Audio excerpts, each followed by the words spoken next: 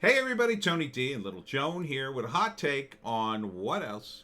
The beer virus, Trump, Biden, the debate just never seems to end. First, we were stuck in 2016. Now we're stuck in 3 days ago with this debate. New information has emerged that perhaps Trump got the beer virus from the debate because the debate guys didn't follow protocol. Everyone was running late, and they said, "Ah, screw it, we won't test you. Just get on stage and let's do this." Not a good move. While I don't think that probably would have made much of a difference, it probably endangered Biden more than it endangered Trump. Really, um, Trump is relatively healthy for his age. He's probably going to be fine. Biden has a lot of underlying medical conditions. If he gets it, he could be in serious trouble. Now he would probably survive too, but he has more of a more of a chance that he would suffer ill effects. So I just thought I'd talk about what would happen if either of these guys passed on or both of them. So if Trump passed on, what you'd probably get is huge outpouring of grief. You'd get Pence stepping into the driver's seat, and Pence would basically be forced to promise everything Donald Trump did. Everything Donald Trump had in the pipeline, Pence would be on the hook for, and he'd have to deliver on it. And he would have to convince people that he could and would. And for the most part, I think he probably would, at least in the beginning.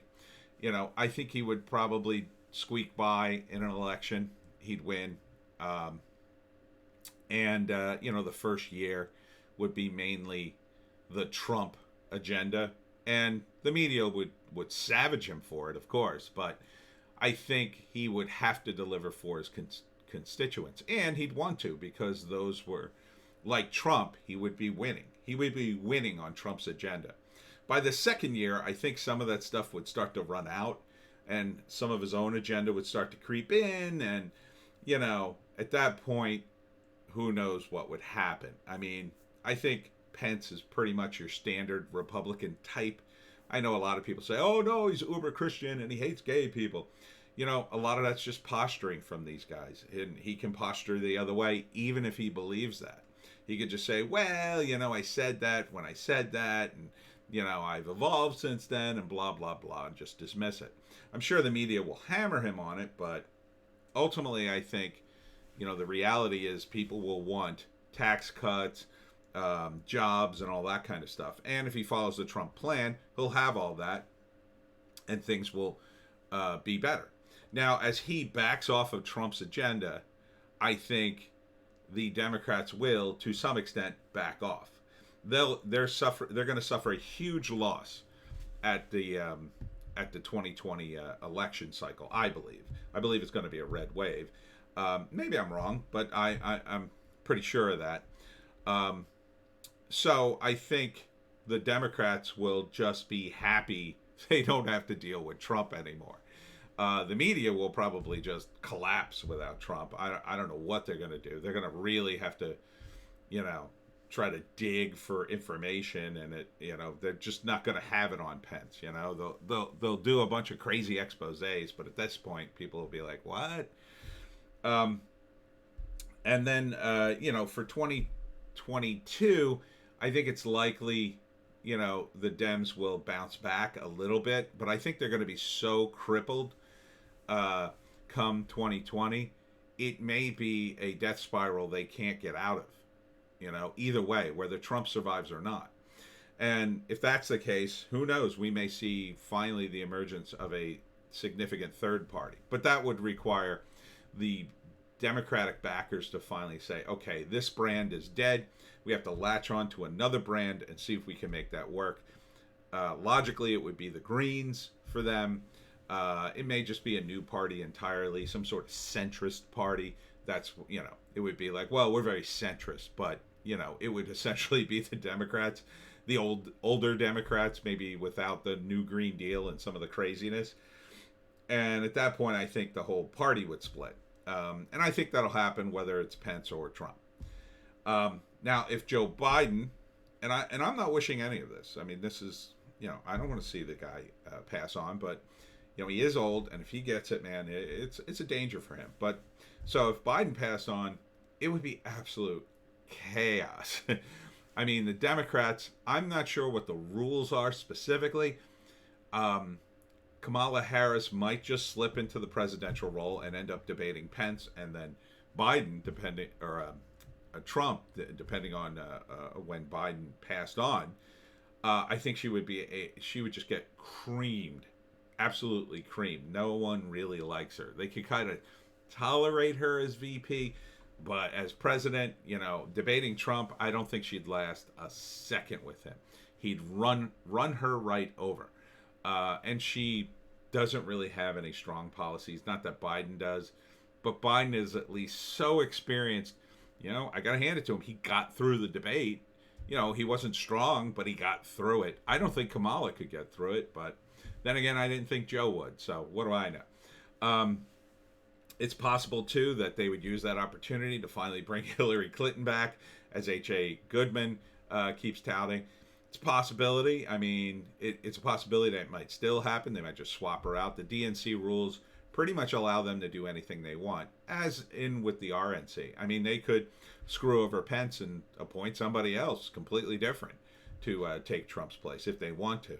I don't think they would. I think they'd go right to Pence, but they have that option. The Democrats, I mean, that option to them, that could be an option. Like, they could decide, well, Kamala, you're not really seasoned enough to beat Trump in a debate. Let's put Elizabeth Warren in the seat because she did well and she's not Bernie. And, it would still be a ripoff to the Bernie fans. I mean, they could just throw Bernie up there and say, well, we're going to lose anyway. Let's throw Bernie up there and see what happens. You're either way, I think the Dems just have a massive loss. And in some respects, they would be able to blame their loss on Biden's passing, right? They could just say, well, we would have won, but Biden passed on, and there was nothing we could do about that, and we tried, but, it would give them an excuse not to completely implode as a party. They could just say, well, it was all unfortunate circumstances. Now, if both these guys went, you want to talk about absolute chaos, you'd basically be looking at Pence versus probably Kamala Harris at that point. It would depend on the order of how they went and everything that went down, but, it would just be absolute chaos. I think people in this country would lose their damn minds.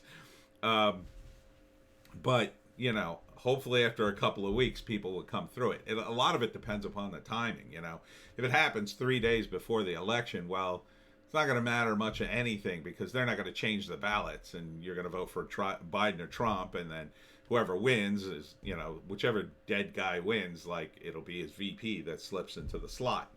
And, most people will just be like, oh, okay, we're still voting the same way. If it happens tomorrow, it's a bit of a different story because, a couple of weeks go by, the funerals are done, you still have like 2 weeks. But it may be the same situation. They may just say, okay, we're going to leave everybody on the ballot. This is really unfortunate. They'd both have to scramble to get VPs, and you might have to have a VP debate, at the last minute between two people who may or may not be prepared, And who would that be? Who knows? I don't know who the Republicans got waiting in the wings, but certainly Kamala Harris has her choice from all the many candidates. And she'd be unwise not to pick one of them. Hopefully somebody from a more centrist state. They could even try to push the whole mixed ticket that they tried to push with one of the Never Trumpers as her VP. But I don't think she would do that. Kamala Harris is pretty far left, so probably wouldn't work. But I think it's likely both guys, if they got infected, Trump and Biden would survive. I mean, the odds are greatly in their favor. More so Trump than Biden, but, I wouldn't worry about this too much. My only worry is that the forces of the deep state or intelligence community would decide to use this as an excuse to make Trump disappear. I don't think they're going to do that. I think maybe Trump has a not a great relationship with them now, but better than when he first entered. I don't think he's really attacked the intelligence community ever, really. I mean, even with his one comment, maybe suggesting that we consolidate all the various agencies into one, which is a very common sense suggestion, but he didn't really follow up on it. So maybe by this time they'll be like, Trump's not doing such a bad job. I don't know if they're against peace though in the Middle East. I mean, that's kind of their bread and butter. But the FBI certainly is cool with Trump because they've given him, he's given them plenty to do, in terms of the domestic stuff. So we'll see what happens. But everybody stay calm. Fingers crossed that Trump's just sails out of this and he'll have something more to say at the debate. Yeah, it wasn't so bad. I felt bad for a while. I took the medicine and now I'm good, which would probably hopefully end this ridiculous lockdown.